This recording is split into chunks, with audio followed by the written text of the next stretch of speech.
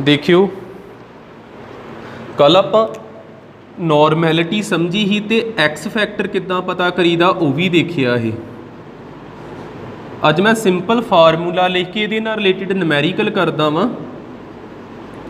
Normality इहदा symbol हुंदा ही capital N ते इनू किद्दां लिखीदा ही gram equivalent mass of solute volume of solution in litre.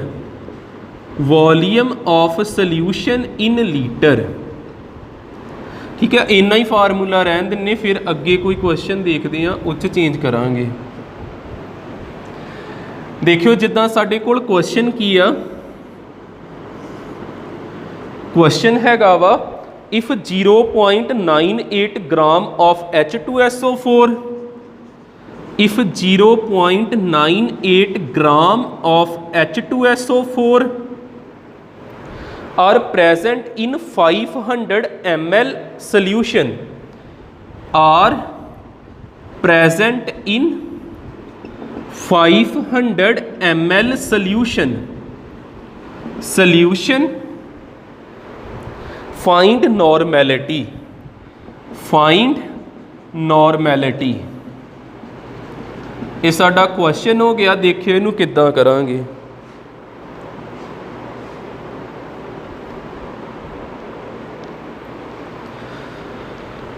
समझो इनू वधिया। देखो इनू आपां किद्दां करांगे।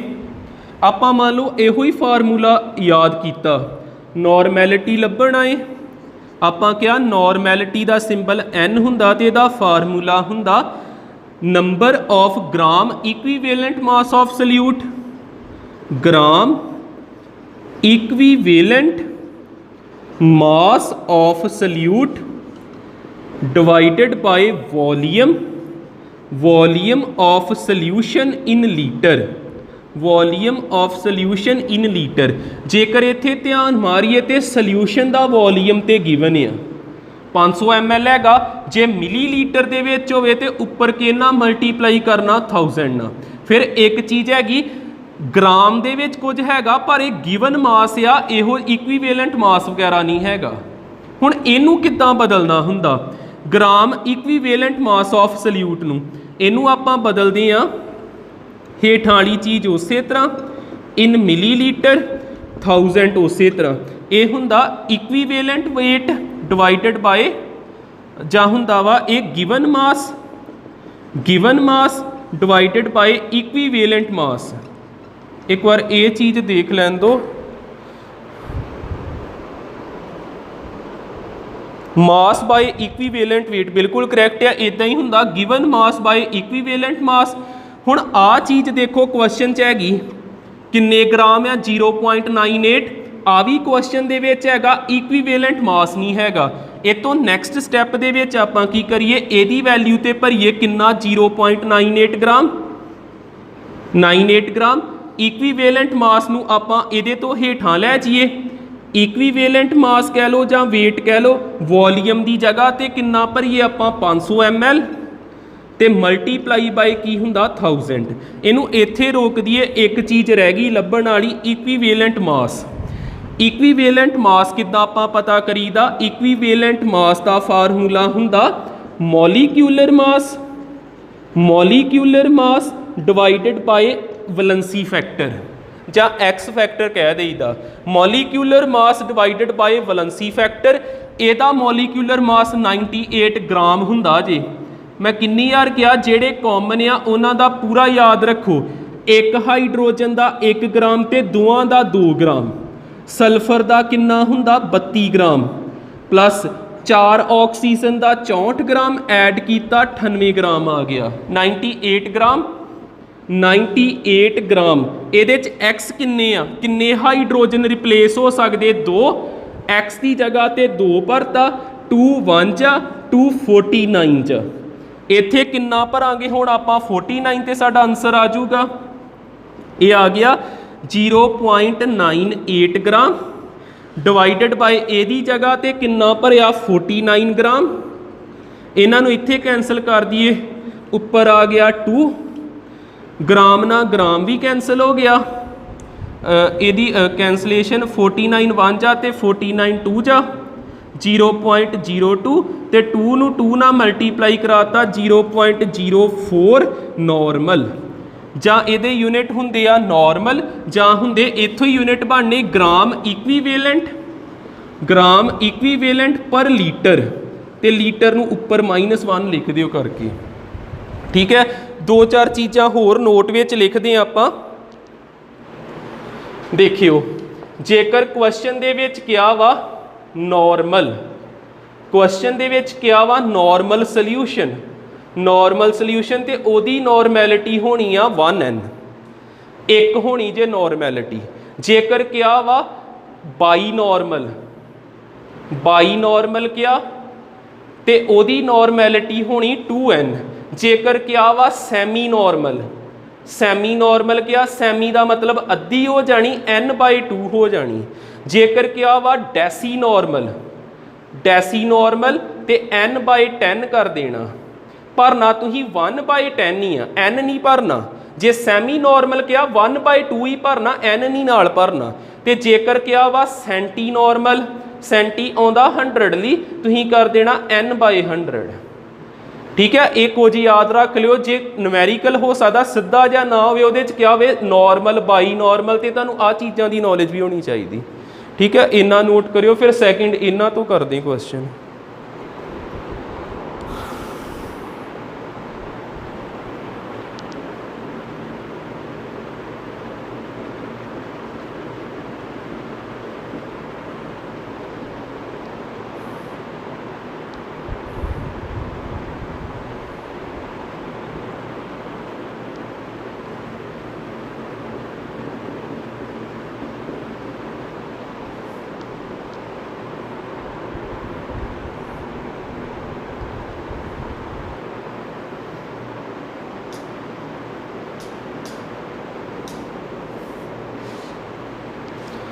सैकेंड न्यूमेरिकल देखियो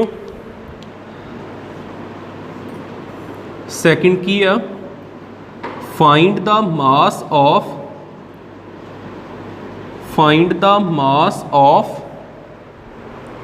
NaOH present in 250 ml of a semi normal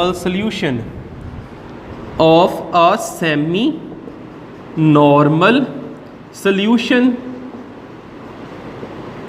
ठीक है। वधिया क्वेश्चन है देख लो पूरा पहलों नॉर्मैलिटी का फार्मूला लाइए नॉर्मैलिटी हुंदी ग्राम इक्वीवेलेंट इहो क्वेश्चन करना एक बार प्रॉपर फार्मूले ला लेने आ gram equivalent mass of solute gram equivalent mass of solute volume of solution in litre जेकर दिता मिलीलीटर दे विच ते उपर 1000 ला देना ग्राम इक्वीवेलेंट नूं किद्दां बदलीदा मास अपॉन इक्वीवेलेंट मास ते हेठां केड़ी चीज़ आ हेठां हैगा वा volume of solution in millilitre उपर हैगा 1000 मास आपां पता करना आ वेखो उन्होंने क्या फाइंड द मास ये चीज़ आपां लभनी n किन्ना दिता n वेखो सैमी नॉर्मल होवे ते n हुंदा जे 1/2 मैं क्या ही n नाल नहीं लाउणा तुसीं सैमी नॉर्मल होवे ते n किन्ना हुंदा 1/2 इत्थे n दी जगह ते भरिया 1/2 मास आपां पता करना इक्वीवेलेंट मास हेठ आ जाऊगा तो इक्वीवेलेंट मास नूं आपां की किद्दां पता करीदा मॉलिक्यूलर मास इक्वीवेलेंट मास नूं किद्दां पता करीदा वा molecular mass divided by valency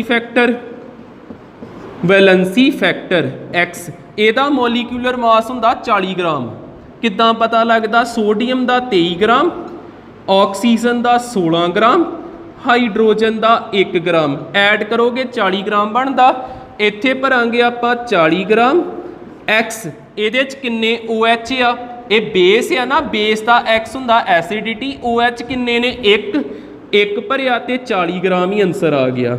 ਫਿਰ ਆ ਜਿਹੜਾ 40 ਗ੍ਰਾਮ ਇੱਥੇ ਭਰਨਾ ਹੀ, ਉਹ ਹੇਠਾਂ ਆ ਜਾਣਾ ਸੀ 40 ਗ੍ਰਾਮ। ਵੋਲੀਅਮ ਕਿੰਨਾ ਦਿੱਤਾ ਸੀ ਸਾਨੂੰ 250, ਉੱਪਰ ਕਿੰਨਾ ਲਿਖਿਆ ਆਪਾਂ 1000, 251 ਜਾਂ 254 ਜਾ 41 ਜਾਂ 410 ਜਾ 21 ਜਾਂ 25 ਜਾ। ਜੇ ਇਦਾਂ ਭੁਲੇਖਾ ਪੈਂਦਾ ਮੈਂ ਉਧਰ ਇਹਨੂੰ ਖੜ ਕੇ ਕੱਟ ਦਿੰਦਾ, ਇੱਥੇ 10 ਆ, ਇੱਥੇ 2 ਵਾ, ਆ 10 ਗ੍ਰਾਮ ਇੱਧਰ ਆ ਗਿਆ, ਹੇਠਾਂ 2 ਰਹਿ ਗਿਆ, ਮਾਸ ਕਿਹਦੇ ਬਰਾਬਰ ਆ ਗਿਆ 5 ਗ੍ਰਾਮ ਦੇ। ਠੀਕ ਹੈ, ਇਹ ਸਾਡਾ ਫਾਈਨਲ ਆंसर ਹੈ। ਪਤਾ ਲੱਗ ਗਿਆ ਨਾ, ਤਾਰ ਲਿਓ।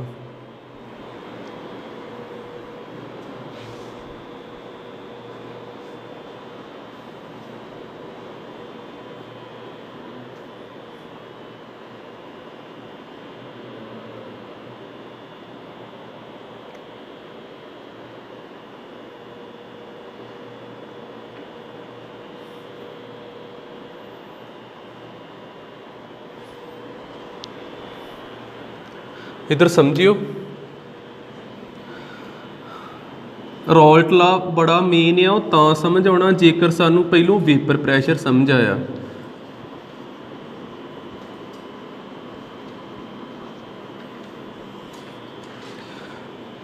देखो जिद्दां आ साडे कोल हैगा कंटेनर, लिखण नूं ते आपां सिद्धा लिख सकते हैं भी जदों अवैपोरेशन ते कंडेंसेशन इक्विलिब्रियम च आ जाते तो उस प्रैशर नूं वेपर प्रैशर कहीदा। पर इहदी आ स्टोरी जी देख लो, हुंदा की आ, इहदे विच आ हैगा लिक्विड, कोई ना कोई लिक्विड विच 2 तरह के मॉलीक्यूल हुंदे आ। एक मॉलीक्यूल हुंदे जिहड़े अंदरवार, इन्हां नूं मैं कह दिना A टाइप दे कह दिना, ये अंदरवार मॉलीक्यूल, इन्हां नूं कहीदा बल्क मॉलीक्यूल्स, बल्क मॉलीक्यूल्स। ते एक हुंदे जेड़े पूरा सरफेस के उपर पे हुंदे, मान लो वो भी A टाइप दे या एक A वाले अंदरवार ने, एक पे पूरा उपर सरफेस के उपर, इन्हां नूं कहीदा आपां सरफेस मॉलीक्यूल्स, सरफेस मॉलीक्यूल्स। इत्थे ध्यान दिओ, जिद्दां आ जिहड़ा अंदरवार बल्क वाला मॉलीक्यूल आ, इहनूं इन्ने भी फोर्स नाल अट्रैक्ट कीता, इधर कोई मॉलीक्यूल होगा इन्ने भी फड़िया होगा, इधर कोई मॉलीक्यूल इन्ने भी फोर्स लाई होगी, इन्ने भी लाई होगी, इत्थे चारे दिशावां फोर्सां लगन दियां, फिर इत्थों हिल ही नहीं सकदा। पर जेकर आपां उपरले जिहड़े तैह दे उपर मॉलीक्यूल पए उन्हां नूं वेखीए, उन्हां नूं हेठां तो ते किसी ने फड़िया वा, पर उपर कोई फोर्स नहीं लगदी पई, उपरों वो आज़ाद ने। किन्ना ते फोर्स ज़्यादा लगदी आ, बल्क वालियां ते। ये एक्सपीरियंस करदे आ बल्क वाले जिहड़े हुंदे एक्सपीरियंस मोर फोर्स, ते जिहड़े हुंदे सरफेस वाले ये करदे एक्सपीरियंस लैस फोर्स। ते जेकर ये ज़्यादा फोर्स एक्सपीरियंस करदे, ये तो नहीं हिलणगे, जिहड़े घट फोर्स एक्सपीरियंस करदे वो समा पा के इत्थों बाहर नूं निकल जांदे, वो की हो जांदे, स्टार्ट कर दिंदे अवैपोरेटिंग।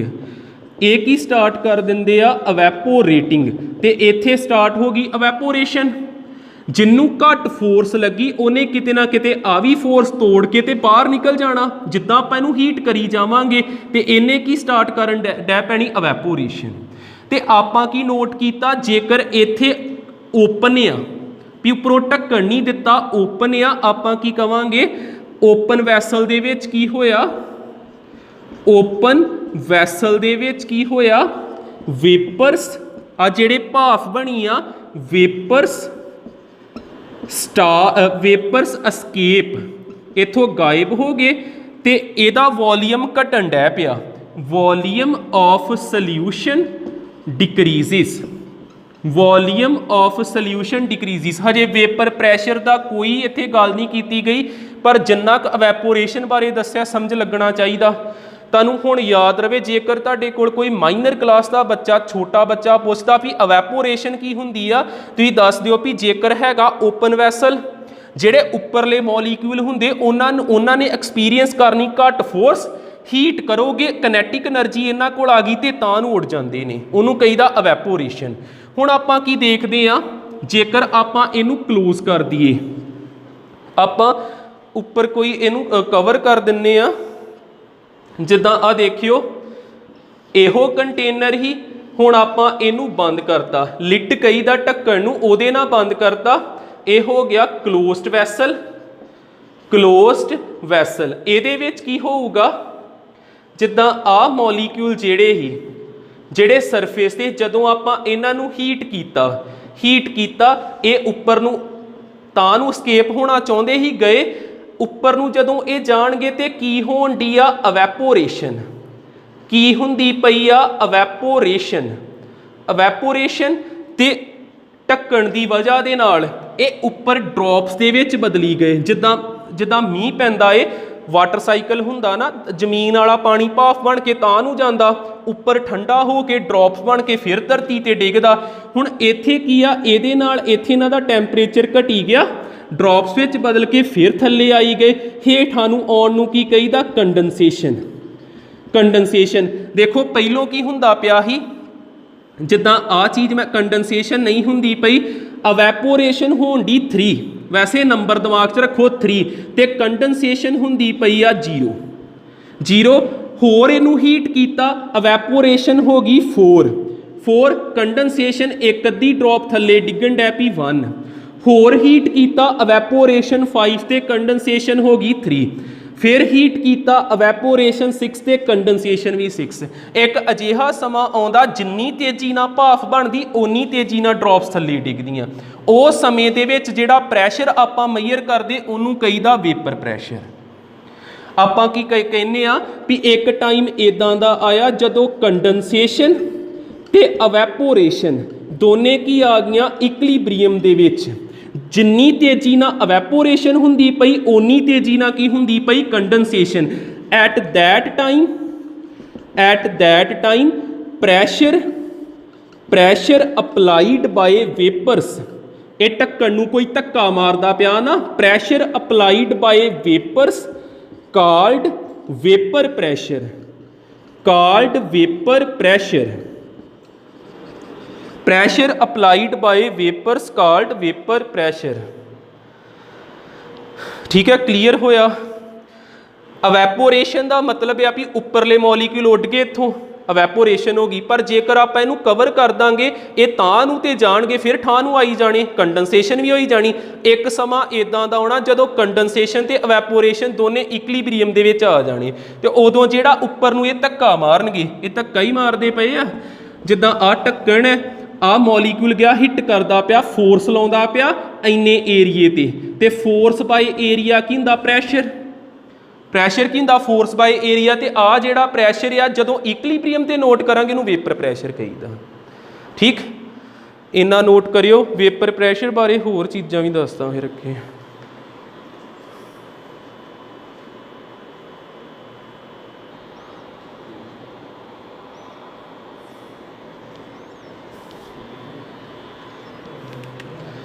इधर ध्यान दियो, देखो रॉल्स ला,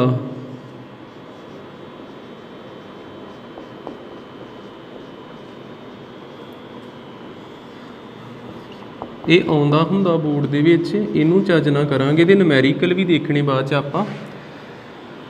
इहदी स्टेटमेंट लिखण तो पहलों देखो जिद्दां आ कंटेनर आ, कि तुहानूं पहलों ही आ चीज़ां दिमाग च बैठ जाण, स्टेटमेंट झट आपां लिख लईए इहदी।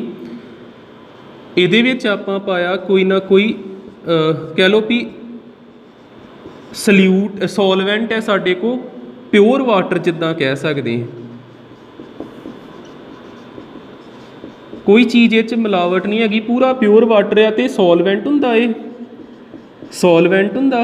तो इन्हां नूं आपां की करदे, सॉल्वेंट नूं किहनां रिप्रजेंट करदे, ए ना आ ए टाइप के मॉलीक्यूल ने सरफेस के उपर, तो इनू आपां क्लोज किया, बंद किया उपरों। तो इहो जिहड़े मॉलीक्यूल आ उपर जाके इत्थे फोर्स लाउंदे पे, फोर्स अपॉन एरिया की हुंदा प्रैशर, भी इस ढक्कन नूं धक्का मारदे पे ते की क्रिएट करदे पे वेपर प्रैशर, जिन्हों आपां डिनोट करना पी दे पैर च ए पा के। ये प्योर आ ते प्योरली इत्थे नॉट पा देना, पी नॉट ए दा मतलब की हैगा वा vapour pressure of pure A. Vapour pressure of pure A, of pure A. पहली गल क्लीयर होंगी, ठीक है। इत्थे लागी एक होर कंटेनर पिया वा, कंटेनर पिया वा, वो भी उपरों बंद आ। ਇਹਦੇ ਵਿੱਚ ਹੈਗਾ ਸਲਿਊਟ, ਸਲਿਊਟ ਮੰਨ ਲਓ ਕੋਈ ਆਇਲ ਆ ਜਾਂ ਕੋਈ ਹੋਰ ਲਿਕੁਇਡ ਹੈਗਾ ਵਾ, ਇਹਨੂੰ ਮੈਂ ਕਹਿ ਦਿੰਦਾ ਸਲਿਊਟ। ਸਲਿਊਟ ਇੱਥੇ ਸੋਲਵੈਂਟ ਵੀ ਹੈਗਾ ਜੇ ਵੋਲੇਟਾਈਲ, ਵੋਲੇਟਾਈਲ ਦਾ ਮਤਲਬ ਹੁੰਦਾ ਜਿਨ੍ਹਾਂ ਦੀ ਭਾਫ ਬਣ ਜਾਂਦੀ, ਤੇ ਸਲਿਊਟ ਵੀ ਹੈਗਾ ਜੇ ਵੋਲੇਟਾਈਲ, ਵੋਲੇਟਾਈਲ ਦਾ ਮਤਲਬ ਹੁੰਦਾ ਜਿਨ੍ਹਾਂ ਦੀ ਭਾਫ ਬਣ ਜਾਂਦੀ ਵੀ ਜਿਹੜੇ ਵੇਪਰਸ ਕ੍ਰੀਏਟ ਕਰ ਸਕਦੇ ਆ।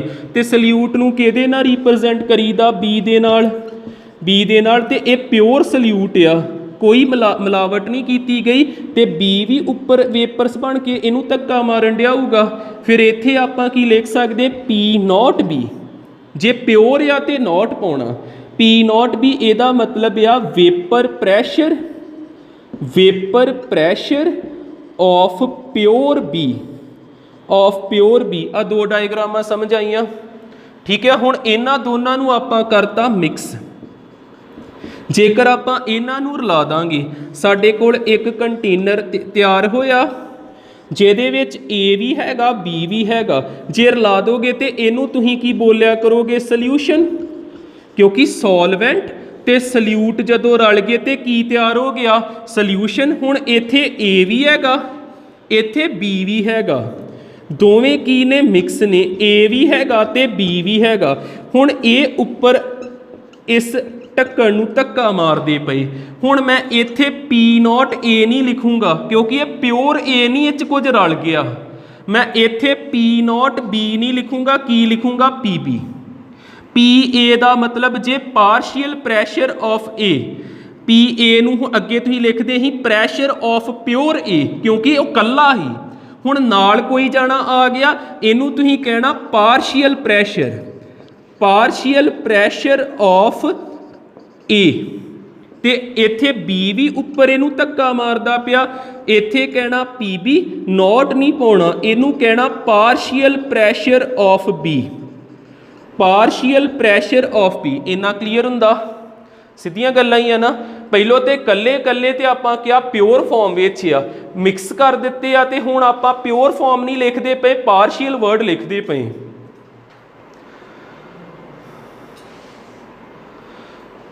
ਹੁਣ ਰੌਲਟ ਲਾ ਦੀ ਸਟੇਟਮੈਂਟ ਦੇਖਿਓ ਕੀ ਹੁੰਦਾ।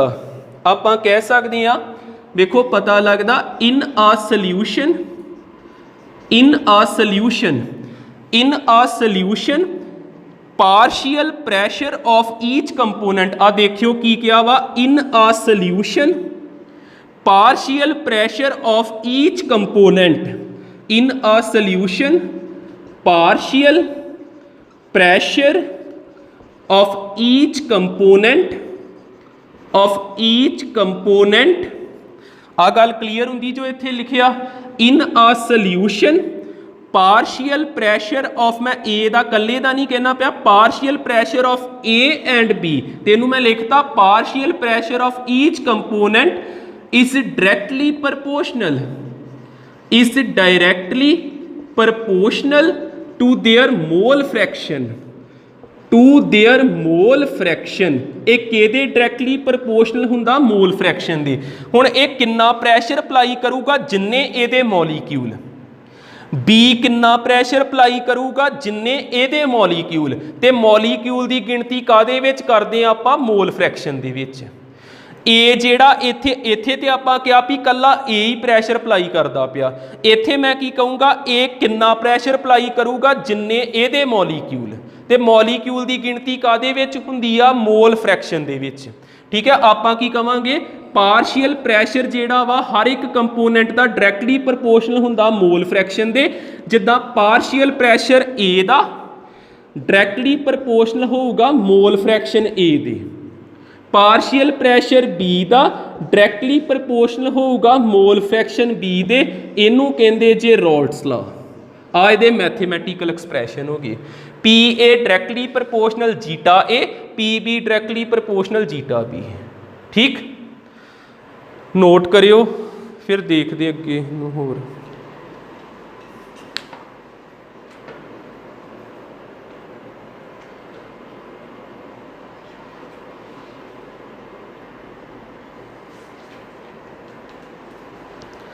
देख लियो साडे कोल की आया P A proportional to zeta A, P B proportional to zeta B.